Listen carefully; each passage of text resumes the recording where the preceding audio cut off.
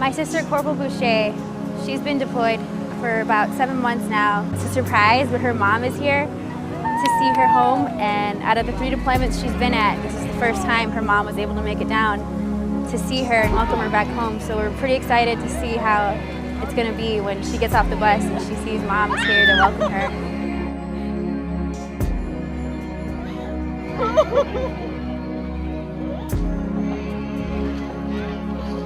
USO is here today. They never drop the ball. When I'm deployed, they've been there with care packages, the support, and throughout everything. It's a great program, and it's wonderful what they do for the families.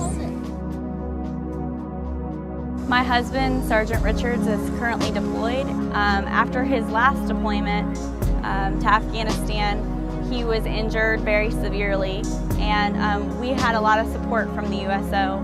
This last deployment has been really tough for us because of what happened during his second deployment. So it was really hard to let go. Knowing that there was an organization and a lot of people that really cared and gave sincere support really meant a lot to us.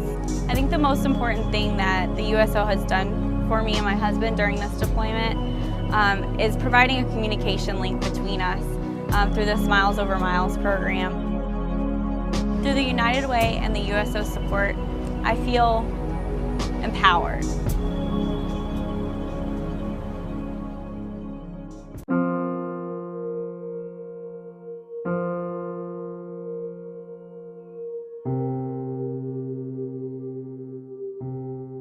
It was lightning real bad, and I don't like lightning, so I went to the hall and closed the doors, and my husband was laying down in the computer room with the dog. After the lightning and that, we lost our electricity, so everything was real quiet. And then the rumble.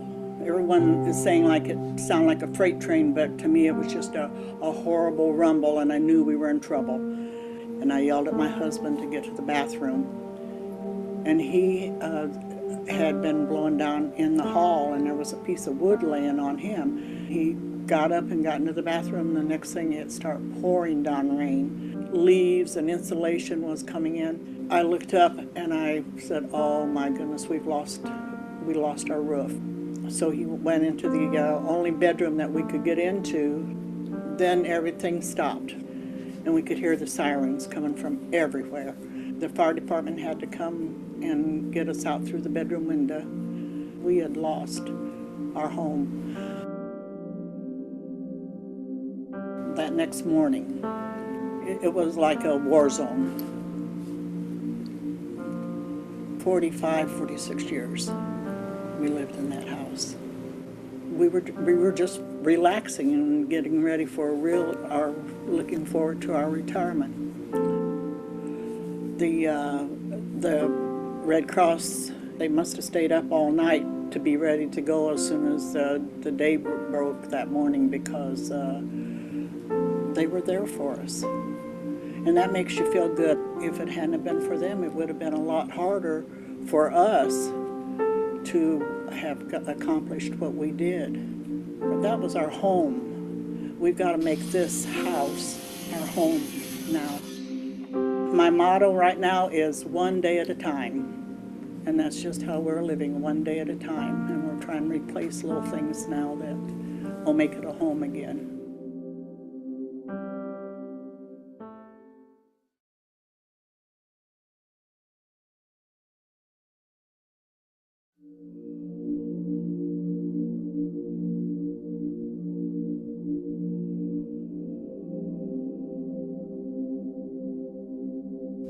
Hi, my name is Abigail, but all my friends and family call me Abby.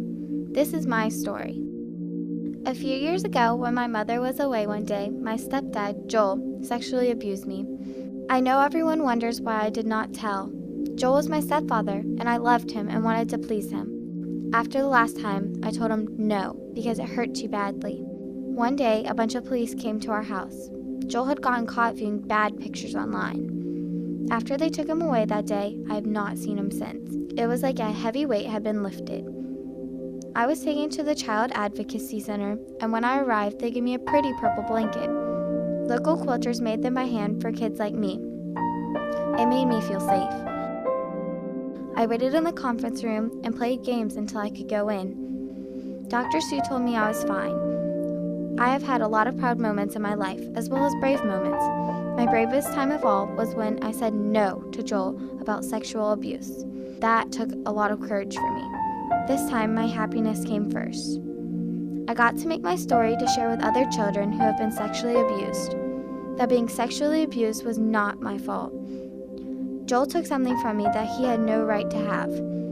I want other children to hear my story so they can understand they are not alone. When you step here, you have faith. When you step here, you have hope. When you step here, you are not afraid.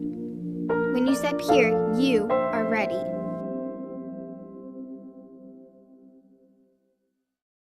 You may not know it, but you can be a superhero to someone today. It's not just about meeting a goal. It's about meeting a need. United Way works in partnership with sectors across the community to ensure a safety net of support for our neighbors who might otherwise fall between the gaps in services that are so desperately needed. By investing in your community and giving your fair share, you're supporting the collective need, like the family with a loved one deploying overseas to defend our freedom, or the tornado survivor who sees a brighter future while rebuilding after a disaster, or even the young girl traumatized from being abused, but empowered to overcome such adversity. Thanks to heroes like you, these scenarios and many more occur every day in our local community. Warmth, safety, opportunity, justice, and hope. These are the powers you provide to those in need right here in Onslow County. It has to start somewhere. Why not with you? United, we can create opportunities for a better life. Together, we have the powers to be super.